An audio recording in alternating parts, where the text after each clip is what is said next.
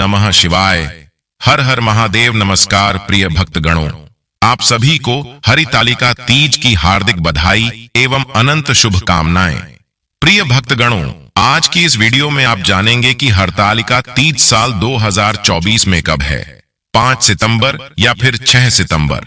तृतीया तिथि कब प्रारंभ हो रही है, कब समाप्त हो रही है, व्रत हमें कब धारण करना है और पारण यानी कि व्रत खोलने का शुभ मुहूर्त क्या है और व्रत कैसे खोलें, और हरतालिका तीज के दिन माता पार्वती और भगवान भोलेनाथ की पूजा किस प्रकार से करनी चाहिए। कई भक्त हैं जो कहते हैं कि क्या हम पहली बार यह व्रत प्रारंभ कर सकते हैं। अगर महिलाएं आज के दिन माहवारी से हैं तो पूजा कैसे करें, व्रत कैसे रखें। आज की वीडियो में हरतालिका तीज व्रत से संबंधित आपके कई सारे प्रश्नों के उत्तर मिलने वाले हैं जो आपको किसी और वीडियो में नहीं मिलेंगे। इसलिए आज की वीडियो को पूरा जरूर देखें और अगर वीडियो अच्छी लगे तो इसे लाइक जरूर कीजिए और हिंदू रिलीजियस टेल्स चैनल को सब्सक्राइब अवश्य ही कर लीजिए। बोलिए माता पार्वती की जय, भोलेनाथ की जय। हर हर महादेव। हरतालिका यह व्रत भविष्योत्तर पुराण में वर्णित है। यह व्रत स्त्रियों को भाद्रपद शुक्ल पक्ष की तृतीया तिथि को करना चाहिए। जिस दिन मुहूर्त में तृतीया हो उस दिन इस गौरी व्रत का विधान है। कुछ विद्वान तृतीय तिथि और चतुर्थ तिथि को उत्तम अनुष्ठान बताते हैं। इस व्रत को सधवा और विधवा दोनों ही कर सकती हैं।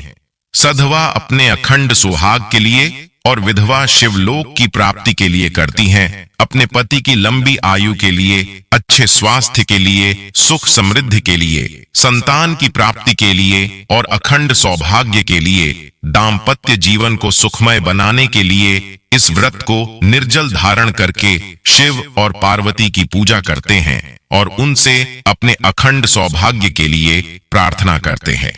इसी प्रकार से यह व्रत कुंवारी कन्याएं भी धारण करती हैं। मनचाहे जीवन साथी की कामना से या फिर शीघ्र विवाह की कामना से, योग्य जीवन साथी की कामना से यह व्रत कुंवारी कन्या की धारण कर सकती है। देश भर में यह व्रत अलग अलग क्षेत्रों में अलग अलग नाम से और अपने यहाँ की परंपरा के अनुसार मनाया जाता है। लेकिन विशेष बात यह है कि यह उमा महेश्वर का ही व्रत होता है और कहीं कहीं पर माता पार्वती की विशेष पूजा अर्चना विधि विधान से की जाती है। महादेव जी ने स्वयं इस व्रत के बारे में पार्वती जी को बताया है कि तुम्हारी सखी तुमको हरण करके पिता के घर से वन में ले गई थी, अतः तुम आली द्वारा हरी गई। इससे इसका नाम हरतालिका हुआ। और जिस दिन तुमने यह व्रत पूजन किया था उस दिन हस्त नक्षत्र तीज सोमवार का दिन था। अतः सोमवार और हस्त युक्त तीज को अनुष्ठान होने पर यह व्रत राज उत्तम फल की प्राप्ति कराता है। इस व्रत से स्त्रियों का मनोरथ पूर्ण होता है और सुख सौभाग्य की वृद्धि होती है। इस व्रत को सर्वप्रथम पति रूप में महादेव जी को प्राप्त करने के लिए हिमाचल पुत्री गौरी ने किया था। इससे यह गौरी व्रत के नाम से भी विख्यात है। इस व्रत से उमा और महेश्वर दोनों ही प्रसन्न हो जाते हैं और वृत्ति को मन वांछित वस्तु प्रदान करते हैं, शिवलोक की प्राप्ति कराते हैं। व्रत को रखने से पहले इसके नियम अच्छे से जान लेना बहुत जरूरी है, क्योंकि इस व्रत में नियमों का पालन करना बहुत जरूरी है। इसलिए अच्छे से सोच समझकर ही व्रत को शुरू करें और आजीवन उन नियमों का पालन करें। इस दिन महिलाओं को 16 श्रृंगार करना जरूरी है। मेहंदी, चूड़ी, सिंदूर सभी अच्छे से लगाकर महिलाओं को तैयार होना चाहिए। इस दिन काले या सफेद रंग के वस्त्र नहीं पहनना चाहिए। इस व्रत में 24 घंटे न तो कुछ खाया जाता है और न ही कुछ पिया जाता है। इसलिए निर्जला व्रत रखकर अगले दिन चतुर्थी पर व्रत खोला जाता है। इस व्रत का पूर्ण फल पाना है तो कथा सुने। संपूर्ण कथा आपको हमारे चैनल पर मिल जाएगी। आप हमारे चैनल को सब्सक्राइब करके बेल आइकन को अवश्य ही दबा दें और कथा सुनने के बाद यथासंभव दान करें। व्रत में एक सुहाग पिटारी बनाई जाती है जिसमें सभी सुहाग का सामान रखा जाता है। इस दिन किसी पर गुस्सा न करें, क्रोध, लालच, अहंकार पर काबू पाएं। हरतालिका तीज के दिन परिवार के लिए भी सात्विक भोजन ही बनाएं। हरतालिका तीज का व्रत बहुत कठोर व्रतों में से एक व्रत होता है। जैसे कि हम जीवित पुत्रिका का व्रत करते हैं, या फिर हरतालिका तीज का व्रत, या करवा चौथ का व्रत, या फिर छठ का व्रत होता है, तो यह सभी व्रत पूरी तरह से निर्जल ही रखे जाते हैं। निर्जल और निराहार रहकर भगवान शिव और माता पार्वती की पूजा हरतालिका तीज में की जाती है। तो अगर आप कुंवारी कन्या हैं या फिर सौभाग्यवती है, दोनों ही प्रकार से व्रत का नियम एक ही होता है। बिल्कुल निर्जल और निराहार रहकर ही यह व्रत किया जाता है। किसी भी प्रकार से इस व्रत में जल का सेवन नहीं करते हैं। जैसे कि कई लोगों के प्रश्न आते हैं कि हम प्रेग्नेंट है, तो गर्भावस्था में जल के बिना हम कैसे रहेंगे। ऐसी अवस्था में आप जल ले सकते हैं। अगर आप बीमार हैं तब भी आप जल पी सकते हैं। जैसे कि अगर आप दवाई ले रहे हैं पर आप दवाई नहीं छोड़ सकते हैं, किसी ऐसी परेशानी में है, तो ऐसी अवस्था में आप अवश्य ही दवाई के साथ जल ले सकते हैं, कोई समस्या नहीं है। और इसी प्रकार से प्रेगनेंसी में भी आपको दवाइयां लेनी पड़ती है, या फिर आप नहीं रह पाते हैं जल के बिना बहुत देर तक, या फिर थोड़ी थोड़ी देर में कुछ खाना पड़ता है, तो ऐसी अवस्था में आप पानी पी सकते हैं। चाहे तो फल इत्यादि भी ले सकते हैं। अगर आपसे नहीं रहा जाता है तो फल इत्यादि लेकर जलाहार और फलाहार के द्वारा भी आप तीज का व्रत कर सकते हैं। इसके लिए भगवान भोलेनाथ और माता पार्वती से क्षमा प्रार्थना कर लीजिए, और सुबह जब आप व्रत प्रारंभ करेंगे उसी समय संकल्प में ही आपको संकल्प लेना होता है कि आप आवश्यकतावश या बीमारी की वजह से या फिर प्रेगनेंसी की वजह से आप नहीं कर पा रहे हैं, तो इसके लिए क्षमा प्रार्थना कर लीजिए। और कई लोगों के प्रश्न आते हैं कि क्या हम पहली बार व्रत शुरू करना चाहते हैं तो कर सकते हैं। देखिए, बिल्कुल कर सकते हैं। अगर आप पहली बार व्रत कर रहे हैं, मतलब शुरू करना चाहते हैं, तो बिल्कुल इस बार से आप प्रारंभ कर सकते हैं, कोई दिक्कत नहीं है। कई भक्तों के प्रश्न है कि वही समय हमारी पीरियड्स का होगा तो हम कैसे व्रत करेंगे। देखिए, अगर आप पहले से व्रत कर रहे हैं, मतलब हर बार आप व्रत करते हैं हरतालिका तीज का, तो आप ऐसी अवस्था में भी, मतलब पीरियड्स में भी आप व्रत करेंगे। सिर्फ आप पूजा नहीं कर सकते हैं, मानसिक रूप से आप पूजा कर सकते हैं, मंत्र जप कर सकते हैं, मोबाइल से कथा सुन सकते हैं। और जो महिलाएं पूजा कर रही हैं आपके आसपास, वहां जाकर दूर बैठकर आप पूजा देख भी सकते हैं, और देखने का भी फल प्राप्त हो जाता है। जब हम पूजा देखते हैं तो मानसिक रूप से ध्यान पूरी तरह से पूजा में होता है। इसकी वजह से पूजा का हमें संपूर्ण फल मिल जाता है। तो इस प्रकार से आप पूजा देखते हुए मोबाइल पर मंत्र इत्यादि सुनकर भी व्रत धारण कर सकते हैं। तो अगर हर बार हम व्रत करते हैं तो व्रत छोड़ना नहीं होता है। अगर बहुत जरूरी ना हो तो किसी भी प्रकार से हरतालिका तीज का व्रत नहीं छोड़ना चाहिए। अब जैसे कि कई लोगों के प्रश्न आते हैं कि हमने किसी कारणवश कभी व्रत छोड़ दिया है, तो क्या हम दोबारा शुरू कर सकते हैं? जी हाँ, बिल्कुल कर सकते हैं। अगर आपने कभी भी किसी कारणवश, जैसे कि अगर आप बीमार हो और तब छूट गया हो, या फिर कई बार गंभीर बीमारी होती है उस समय में छूट जाता है, या कई लोग प्रेगनेंसी में छोड़ देते हैं, या फिर सूतक या किसी कारणवश अगर आपका हरतालिका तीज का व्रत छूट गया है, तो आप दोबारा से पूरे विधि विधान से शुरू कर सकते हैं, कोई दिक्कत नहीं है। और जो लोग ये व्रत पहली बार प्रारंभ करते हैं, तो अपने परिवार के नियम, जो भी परंपरा है आपके परिवार की, उसके अनुसार ही आपको व्रत प्रारंभ करना है। क्योंकि देखिए, क्षेत्र विशेष के आधार पर थोड़ी थोड़ी दूर पर भी आपको नियम बदले हुए दिखाई देते हैं। जैसे कई स्थानों पर कोई कार्य होता है, कई स्थानों पर वही कार्य नहीं किया जाता है। तो आप जब व्रत प्रारंभ करते हैं तो सबसे पहले अपने बड़े बुजुर्गों से पूछ लीजिए, अपनी सासू माँ से पूछ लीजिए, और इसके बाद आप व्रत कीजिए, जिस प्रकार से आपके ससुराल में व्रत किया जाता है। हरतालिका तीज का व्रत उसी प्रकार से आपको करना चाहिए, चाहे आप कहीं भी रहते हो। मतलब अगर आप घर से दूर भी हैं, ससुराल से बहुत दूर भी रहते हैं, तब भी आपको नियम पालन वही करना होता है जो आपकी ससुराल में होता है। तो आपको इस बात का ध्यान रखना है कि जब भी आप कोई नया व्रत प्रारंभ करते हैं तो सबसे पहले अपने परिवार में अपने सास ससुर से पूछकर और फिर जैसा वह बताते हैं, जिस प्रकार से बताते हैं उसी प्रकार से सभी नियमों का पालन हमें करना होता है। तो इस बात का आपको ध्यान रखना है। अब देखिए, अगर आप पहली बार व्रत करते हैं तो संकल्प लेना अत्यंत आवश्यक है। मतलब देखिए, हमारे यहाँ ऐसा होता है कि जब हम पहली बार व्रत शुरू करते हैं शादी के बाद, तो पंडित जी आते हैं, पुरोहित आते हैं और फिर वह संकल्प करवाते हैं, विधि विधान से पूजा करवाते हैं। तो इस प्रकार से पहली बार का जो व्रत होता है पंडित जी के द्वारा संकल्प करवाकर फिर करवाया जाता है। हर बार नहीं करवाना होता है पंडित जी से संकल्प, लेकिन पहली बार अवश्य ही करवाया जाता है। अब यह नियम हर जगह नहीं होता है। कई स्थानों पर बिना पंडित के भी स्वयं से ही संकल्प लेकर और व्रत शुरू कर दिया जाता है। तो आप यह जरूर ध्यान रखें कि आपके घर में किस प्रकार से व्रत होता है। एक और प्रश्न आता है कि अगर हम पहली बार हरतालिका तीज का व्रत करते हैं तो कहां से शुरू करें, मायके से या फिर ससुराल से? तो देखिए, यह व्रत आप कहीं भी कर सकते हैं। मतलब मायके में है तो वहीं कर लीजिए शुरू, अगर ससुराल में है तो ससुराल से कर सकते हैं। इसमें कोई भेद नहीं होता है। आप जहां पर भी है, अगर आपकी शादी हो जाती है तो आप पहली बार तीज का व्रत, हरतालिका तीज का व्रत शुरू कर देते हैं।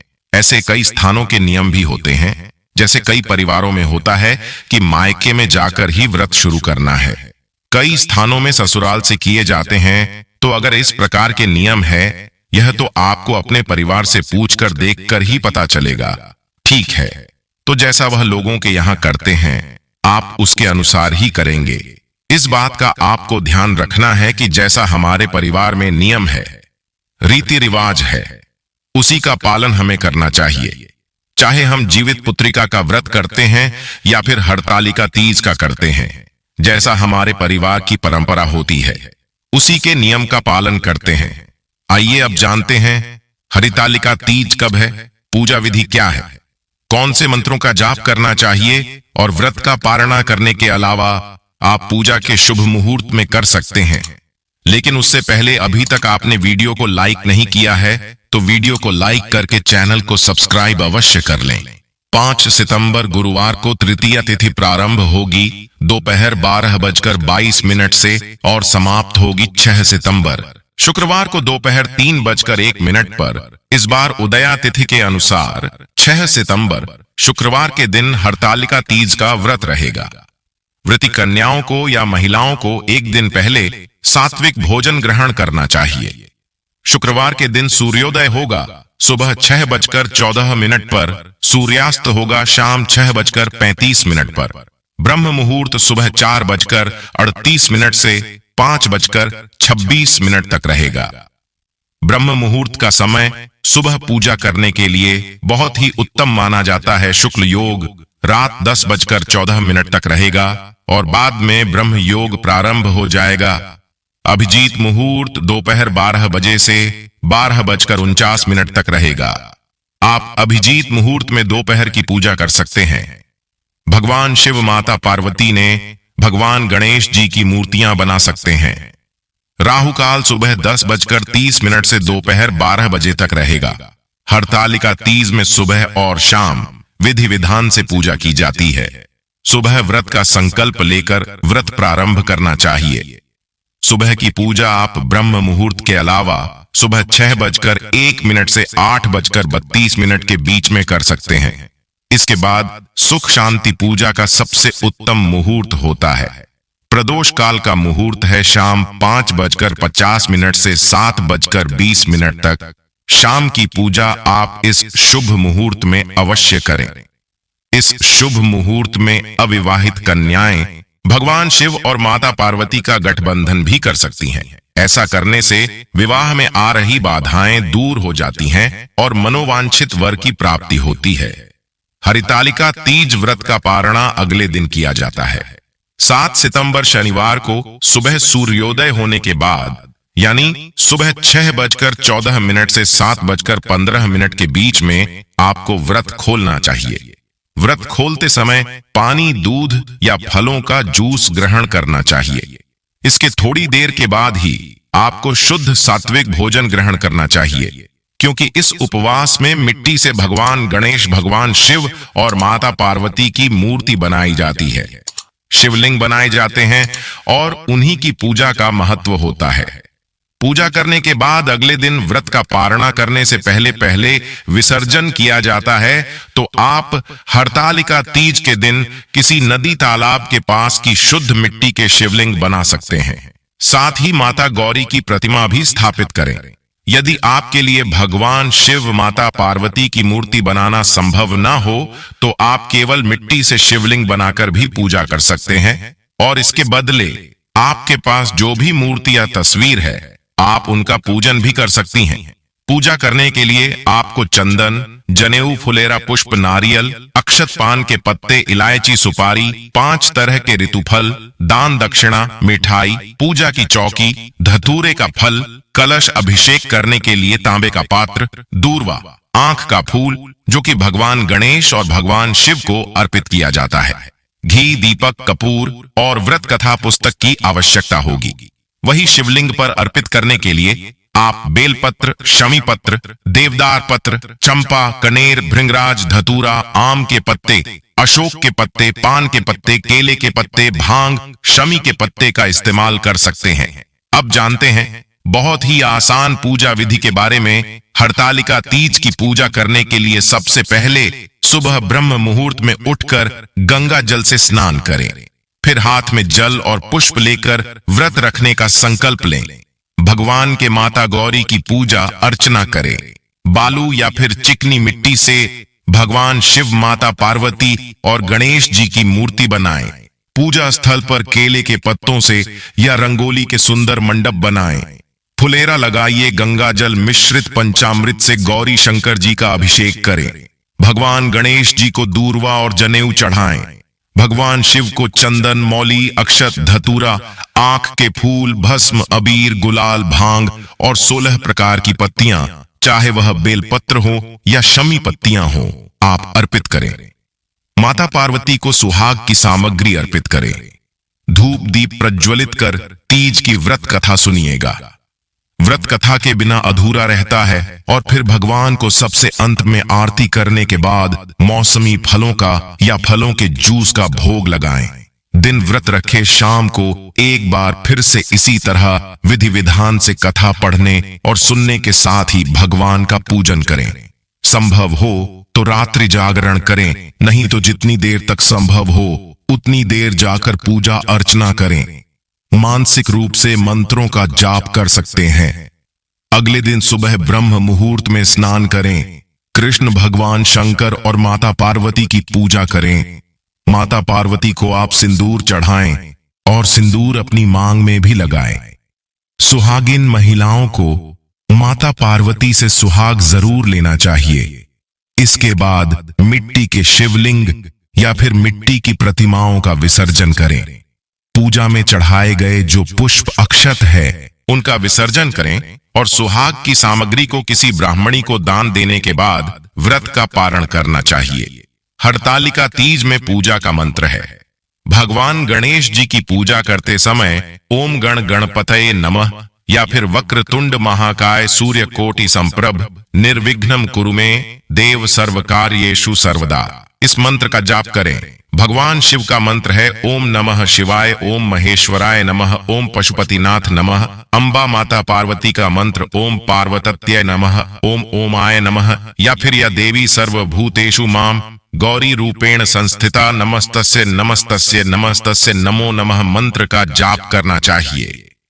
माता पार्वती की मांग में सिंदूर लगाते समय इस मंत्र का माता पार्वती का जाप करें। यह थी आज की वीडियो। जानकारी अच्छी लगी हो तो वीडियो को लाइक करके माता पार्वती का आशीर्वाद पाने के लिए कमेंट बॉक्स में माता पार्वती की जय जरूर लिखें।